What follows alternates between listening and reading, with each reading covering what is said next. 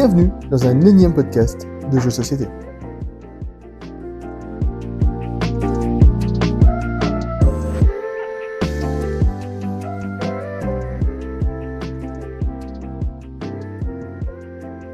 Bienvenue dans Metagames, le petit bonus d'un énième podcast de jeux de société, où on parle stratégie, science, mécanique de jeu, entre deux gros épisodes.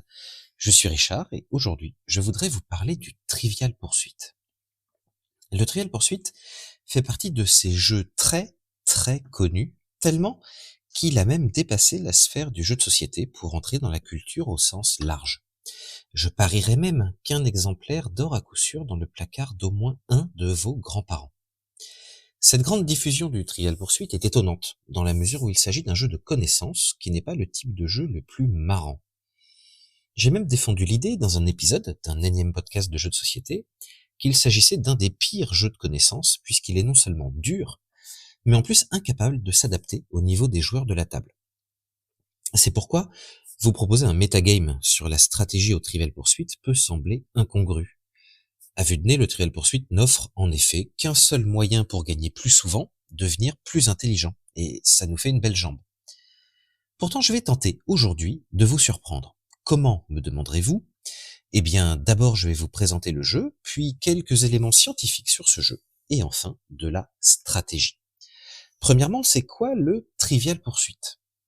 Le Trivial Pursuit a été conçu au Québec, en 1979, par Chris Haney et Scott Abbott. Il est aujourd'hui édité par Hasbro, qu'on ne présente plus, Monopoly, Peppa Pig, Transformers, Jenga, Kies, tout ça c'est eux. Chris Haney est journaliste, il n'a fait que le Trivial Pursuit avec sa brouette d'extension ou de version alternative, et il a aussi conçu un jeu de société, inconnu au bataillon pour ma part en tout cas, qui s'appelle Ubi. Et pour Scott Abbott, eh bien, figurez-vous qu'il est également journaliste, et qu'il a le même CV que son collègue, Trivial Pursuit, les 10 000 versions successives, et Ubi. D'après Wikipédia, le Trivial Pursuit est le 3e jeu de société le plus vendu au monde après le Monopoly et le Scrabble. Au passage, vous noterez que, pendant un temps, tout du moins, Hasbro éditait donc les 3 jeux les plus vendus au monde, ce qui est pas mal. Mais nous, ce qui va nous intéresser, c'est le déroulement d'une partie de Trivial Pursuit. Le principe du jeu est assez simple. On va devoir répondre à des questions de culture générale, réparties en 6 catégories et autant de couleurs. Géographie bleue, divertissement rose, histoire jaune, art et littérature marron, sciences et nature vert, sport et loisirs orange.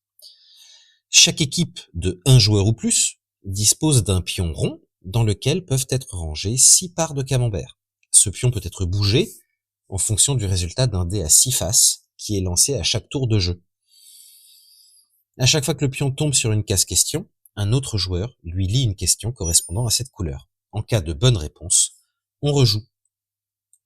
Le plateau de jeu est constitué d'un grand cercle dont le périmètre est découpé en cases. Soit des cases de la couleur d'une des catégories, ce sont des cases questions, soit des cases qui permettent de relancer les dés. Qui plus est, une case ronde est isolée au centre du cercle que l'on peut atteindre à l'aide de 6 rayons qui partent du périmètre. En gros, ça ressemble à une vieille roue de charrette en bois, quoi. À l'intersection de chaque rayon et du périmètre, il y a des cases spéciales, les cases camembert. Il y en a une pour chaque catégorie et on peut y collecter un camembert en plastique de la couleur correspondante en cas de bonne réponse.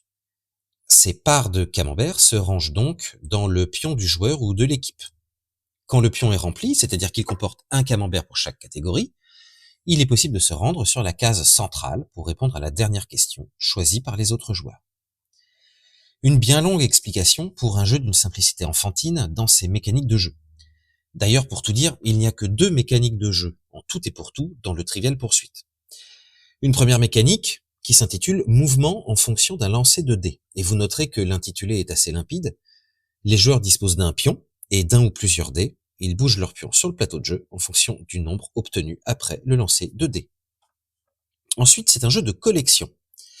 C'est-à-dire un jeu où on a un objet à récupérer qui ne va avoir de valeur qu'en fonction de son appartenance à un ensemble d'objets de même nature qu'il faut également collecter. Au Trivial Pursuit, l'obtention d'une part de camembert n'a pas un grand intérêt tant que l'ensemble des camemberts n'a pas été réuni. C'est là que ça ouvre enfin le chemin de la question finale. Et il y a une troisième mécanique de jeu dont je me pose la question, parce que généralement ce n'est pas considéré comme une mécanique, c'est la question de la connaissance. Je me pose la question parce que les jeux de connaissance sont tout de même des jeux de société très particuliers et pour lesquels généralement les autres mécaniques de jeu sont très peu exploitées. On en a l'exemple sous les yeux ou sous les oreilles plutôt. Il me semble ainsi que la question d'en faire une mécanique de jeu plutôt qu'un thème ou une catégorie peuvent se poser. Mais je n'ai pas la réponse. Je vous avoue avoir des difficultés, pour ma part, à faire encore la part des choses entre thème, catégorie et mécanique de jeu. Quoi qu'il en soit, vous avez là, devant vos oreilles ébahies, la raison pour laquelle, à mon avis, le Trivial Pursuit n'est pas un bon jeu de connaissances, parce qu'il n'y a que de la connaissance. Les mécaniques de jeu sont si minimales qu'elles ne permettent pas de stratégie pour contrebalancer une faiblesse d'un joueur, voire même lisser le niveau des joueurs. Si vous êtes une bille en sciences et nature, vous aurez beau rester 8 heures à la table, vous devrez toujours répondre à une foutue question de sciences et nature pour espérer gagner. Maintenant que nous avons détaillé les règles et les mécaniques du Trivial Pursuit, peut-on, grâce à la science, y déceler des éléments permettant d'établir une stratégie? Eh bien, accrochez-vous parce que, figurez-vous que oui. Donc, deuxièmement, la science derrière le Trivial Pursuit. Alors, il paraîtrait étonnant de trouver beaucoup de stratégies au Trivial Pursuit. En effet, c'est difficile d'améliorer votre lancer de dés et c'est pourtant le seul truc à faire avec, eh bien, répondre à des questions. Comme on l'a dit plus haut, l'extrême faiblesse des mécaniques de jeu fait la part belle aux connaissances de chaque joueur. Il semble ainsi que le seul élément améliorable soit justement votre degré de connaissance.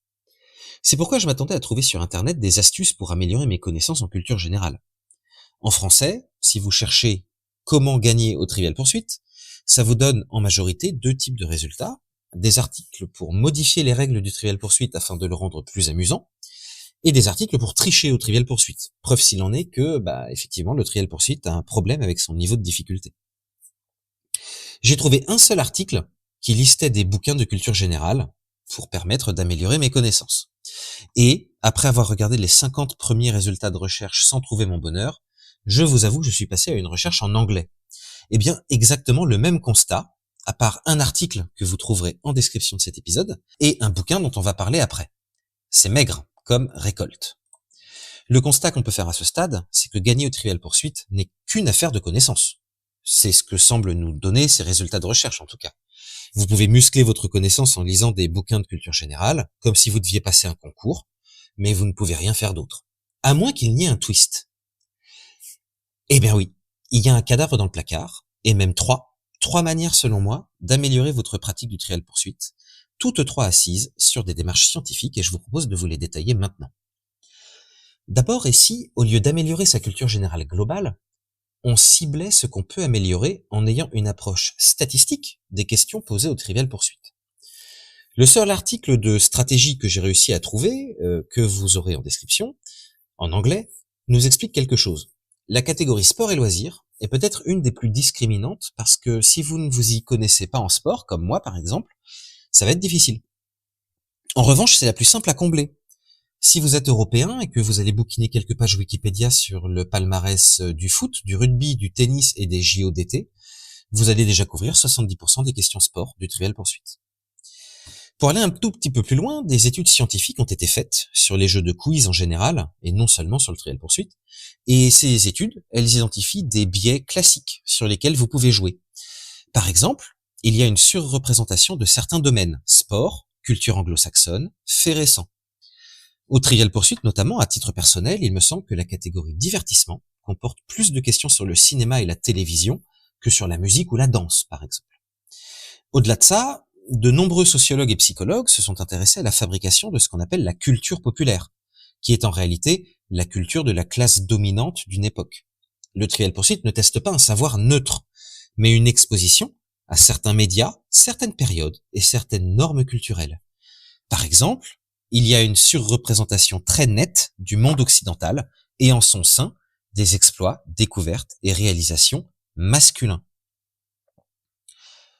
Un deuxième aspect qu'il faudrait maintenant étudier, c'est un aspect purement mathématique basé sur les probabilités, mais vous allez voir, simple comme bonjour, et beaucoup plus simple que ce que Le Magnifique nous expliquait dans le Metagames numéro 1 sur le Perudo, par exemple. Mais ça va être le même style de question.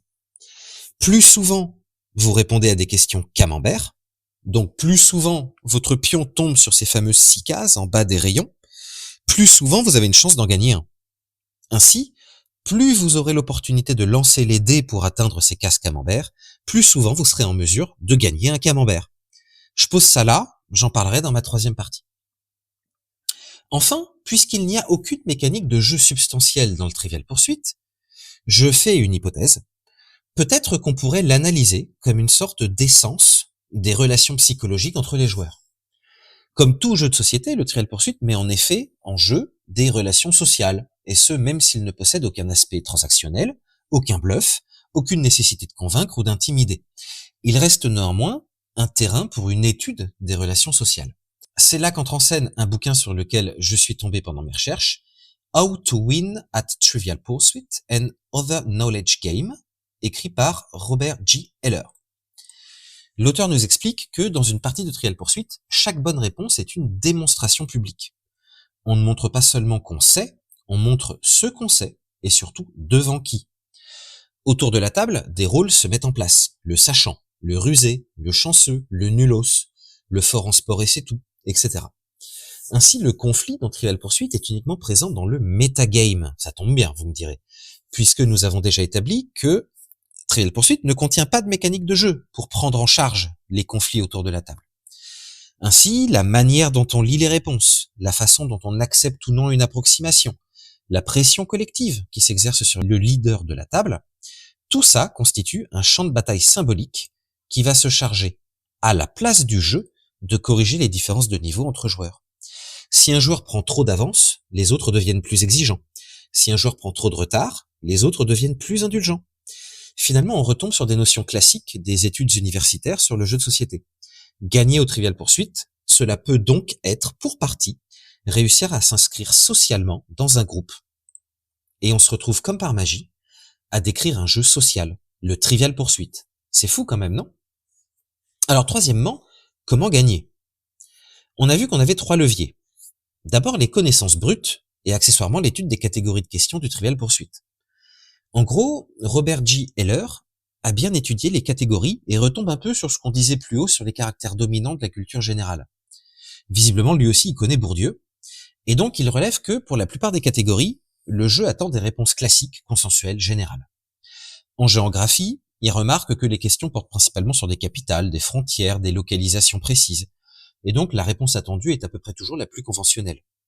En divertissement, si vous connaissez bien l'actualité culturelle au moment de la rédaction des questions, vous êtes avantagé. C'est rarement des questions expertes. Aussi, si un nom et une date vous viennent, c'est généralement ce qu'il faut répondre sans hésiter. En histoire, sont privilégiés les aspects militaires et politiques occidentaux. Il vaut mieux connaître des chronologies simples d'événements plutôt qu'une connaissance historique fine. En art et littérature, on remarque que de grands auteurs ou de grandes œuvres constituent une grande part des questions. Si vous identifiez rapidement le domaine, peinture, littérature, musique, ce que vous voulez, généralement la réponse tourne autour de 20 gars et 20 œuvres. En sciences et nature, c'est un peu plus fourre-tout, et donc encore moins spécialisé que le reste. Essayez d'éviter de vous focaliser sur les termes techniques des questions, la réponse est rarement difficile. Le jeu cherche des réponses scolaires. Enfin, en sport et loisirs, concentrez-vous sur les sports majeurs, les plus médiatisés, et surtout globalement, privilégiez un peu de connaissances partout, plutôt qu'une spécialité dans une discipline. Ensuite, souvenez-vous, on avait parlé probabilité. Rappelez-vous que le plateau du Trivial Pursuit est un cercle. Vous pouvez donc toujours bouger votre pion à gauche ou à droite. Maintenant, imaginons qu'il vous manque le camembert jaune et que vous êtes à 4 cases de la case camembert jaune. Vous lancez le dé et malheureusement vous faites un 2, donc c'est raté. Vous pouvez atterrir soit sur une case verte, où vous pensez avoir de bonnes chances de répondre, soit sur une case rejouée. Eh bien, allez toujours sur rejouer, toujours. Peut-être que vous referez un 2, ce qui vous permettra de tenter le camembert jaune, et sinon vous aurez une autre question. Mais en tout cas, privilégiez toujours un nouveau lancer de dés par rapport à une question, même sur une de vos catégories favorites. Enfin, si on prend le Trivial Pursuit comme un jeu social, il y a des attitudes que vous pouvez mettre en place pour favoriser votre victoire. Il faut commencer par adopter une attitude qui permette de ne pas vous parasiter avec des questionnements sur votre propre valeur. Le Trivial Pursuit n'est pas un examen qui récompense l'intelligence abstraite. Il ne récompense qu'une forme de savoir situé sociologiquement et temporellement. Vous n'êtes donc pas nul parce que vous êtes nul au Trivial Pursuit.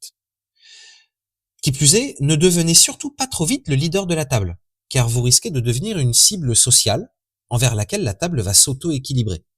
Au contraire, laissez vos adversaires se ruer sur leurs points forts, privilégiez au début les thèmes où vous êtes un peu moins à l'aise, et durant la partie, choisissez bien quand accepter une réponse approximative ou laisser passer une formulation inadéquate. Tout cet ensemble de décisions de votre part sont hautement stratégiques, entretiennent un climat favorable, et je dirais même une image favorable à votre égard de la table. Qui sait, en fin de partie, vous pourriez bénéficier de l'indulgence que vous avez distribuée tel le grand prince que vous êtes. N'oubliez pas d'ailleurs qu'à la fin, ce sont les autres joueurs qui choisissent le thème final de votre ultime question. Aussi, montrez à la table que vous n'êtes pas le spécialiste d'une discipline, mais plutôt un joueur correct partout. Eh bien, ça va brouiller les pistes. Si en plus vous avez été indulgent le reste de la partie, vous pourriez bénéficier d'un choix clément de la part des autres joueurs. En conclusion, le Trivial Pursuit, par la rédaction de ses questions, par la culture qu'il promeut, et par son absence de mécanique de jeu, récompense en fait les joueurs moyens partout et adroits socialement. Au contraire, il punit les spécialistes trop visibles et les pinailleurs insupportables. La victoire dépend donc autant de vos connaissances que de votre capacité à lire la table. Et voilà, j'espère que ce metagames vous a plu. Évidemment, je rappelle que je ne suis pas spécialiste de rien de ce que j'ai raconté dans ce podcast, donc n'hésitez pas à me corriger en commentaire, mais dans le doute, mettez quand même toutes les étoiles du monde, et abonnez-vous, et partagez, tout ça. À la semaine prochaine, pour un énième podcast de jeux de société, avec mon patron, le Magnifique. Je pense à vous, patron. Et d'ailleurs, je me demandais, le Magnifique, suis-je défrayé pour ces épisodes bonus? Et pour les épisodes principaux d'ailleurs. Il faudrait peut-être qu'on en parle, je serais ravi d'en discuter avec vous.